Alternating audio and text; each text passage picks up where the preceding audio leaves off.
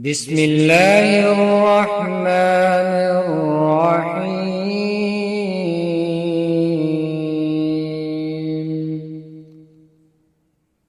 سبح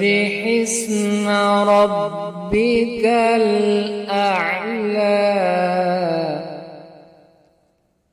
الذي خلق فسوى والذي قدر فهدى والذي أخرج المرعى فجعله غثاء أحوى سبح اسم ربك الأعلى الذي خلق فسوى والذي قدر فهدى والذي أخرج المرعى فجعله غثاء أحوى سنقرئك فلا تنسى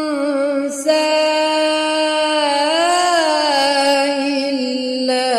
ما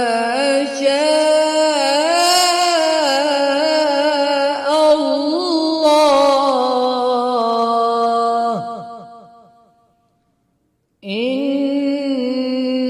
إنه يعلم الجهر وما يخفى ونيسرك لليسرى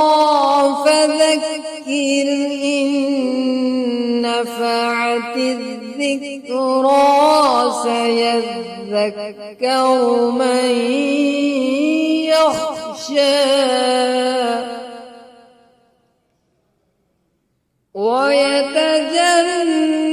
ويتجنبها الأشقى الذي يصلى النار